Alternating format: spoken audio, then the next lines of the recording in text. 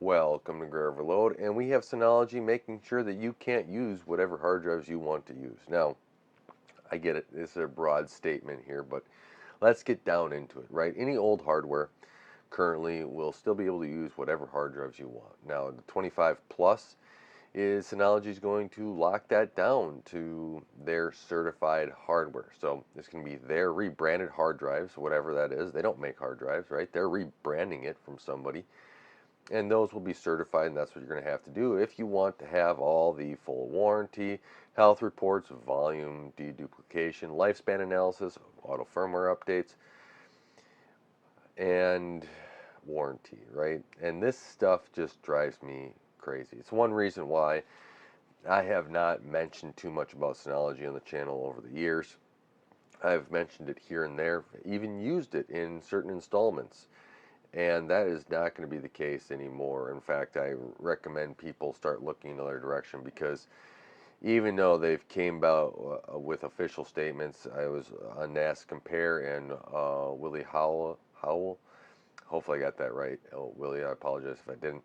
They did, great videos of going through and talking about what Synology emailed them about, their official statements on this. And what I basically took away is this is just BS, right? Not what they did, right? But Synology, what Synology is doing. The YouTubers did a wonderful job reporting what Synology wrote.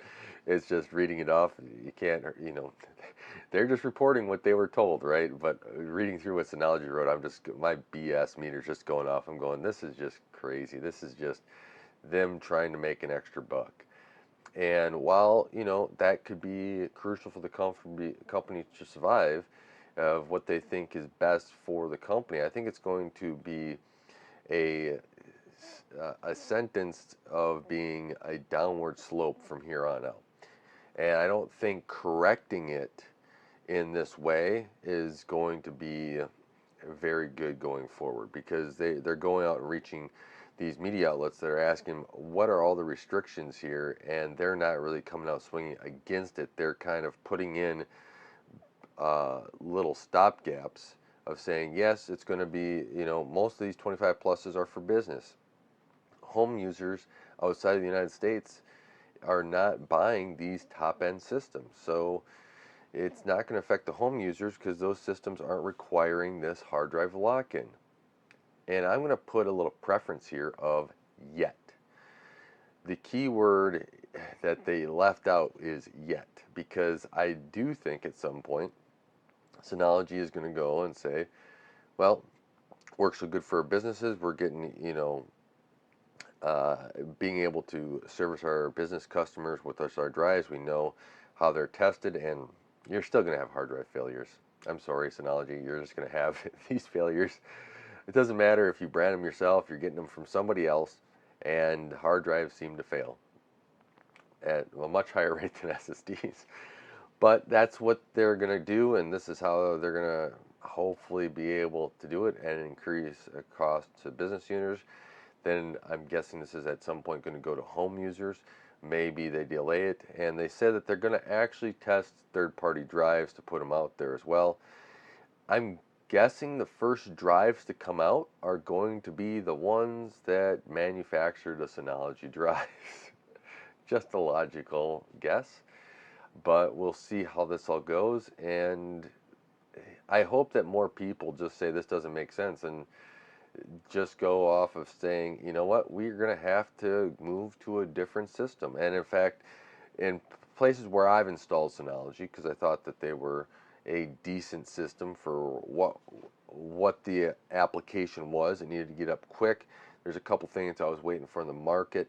I was familiar with Synology. I've used it in a few different scenarios. So in the last installment, I wanted something quick. But now, knowing what I know now and seeing where some things are, I go in a different direction. There's many other areas, and the hardware, as Serve the Home put it, is just not good anymore. This hardware, Serve the Home doesn't really go through some of the hardware anymore, which is, I like Serve the Home. They do a good job.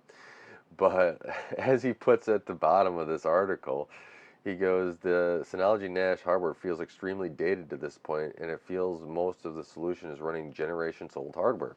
It's not wrong, right? There, the hardware is not where it needs to be, and now you're going to put in vendor locking features.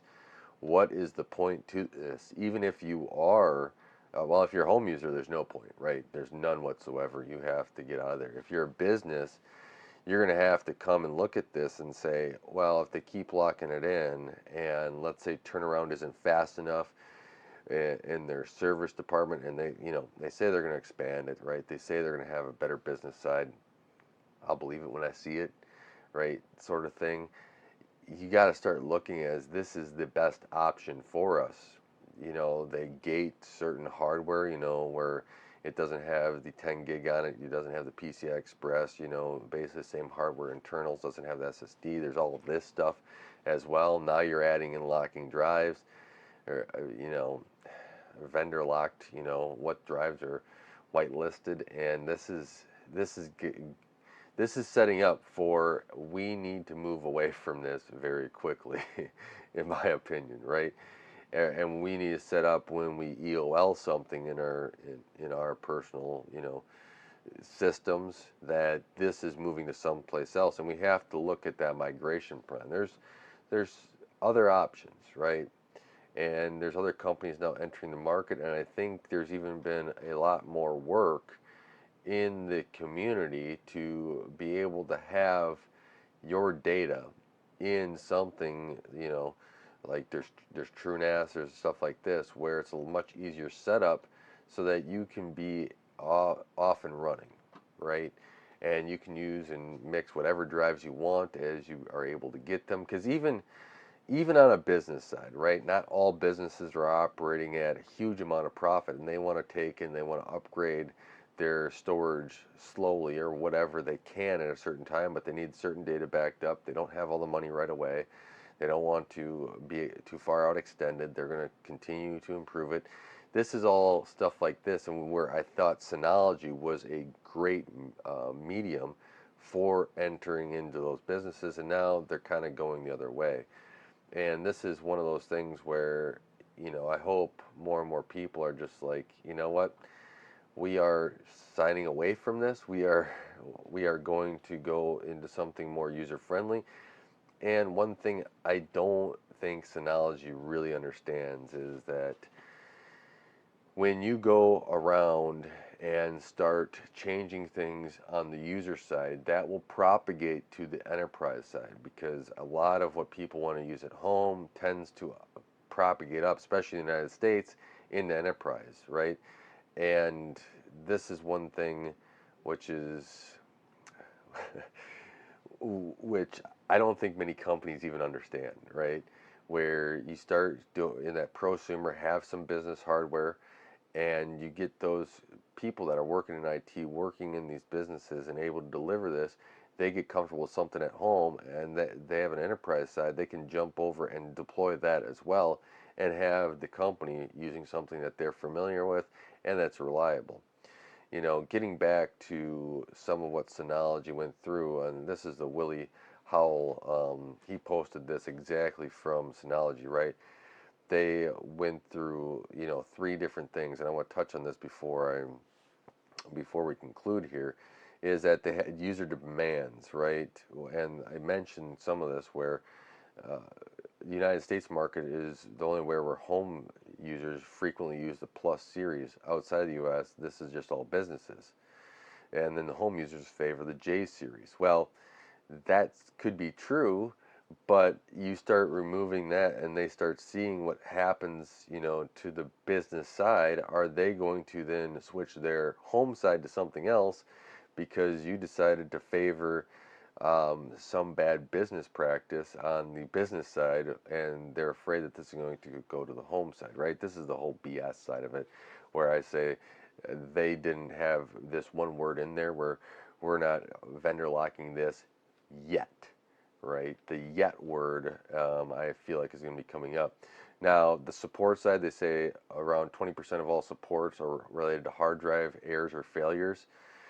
Yeah, well, how much of that do you think is going to be come down based upon your vendor locked hard drives. I don't see this number as something that's going to decrease a whole bunch. Maybe, they're, maybe they have to have more people on support. These are some of those things where you can have recommended hard drives, if you want this, and you don't have to get rid of warranties and all the other stuff. You can say, here's the recommended for best performance, and people can make a decision. I I, I have some suspicions on, you know, there may be some limitations that they don't want to address internally in their software, and that's why they're going this route. And that's always a possibility. As somebody that does write software, you kind of take a look at that side of things and say, oh, some of this support stuff, huh? How do you prevent some of it? Well, we'll limit our, software, or we limit the stuff we can put out there, right? Hard drives we can put into these things, vendor lock stuff, and then we can limit that software, what we need to create. And then overall performance reliability. Okay, yeah, I can see that different hard drives have different performance stuff, but uh, you, you don't have to guarantee performance, right? You can just say, hey, best performing drives that we've tested are here. If you have a drive close to that, you can expect the same performance. If you don't, you're not going to do it. The whole, performance and reliability and you lumping that in together is just, it's one of those things where it's just like, yeah, you're trying to weasel out of, and backtrack on what you said was lock-in, and you're trying to make it sound like it's a good thing when while you go down and say it's, businesses are going to really like this.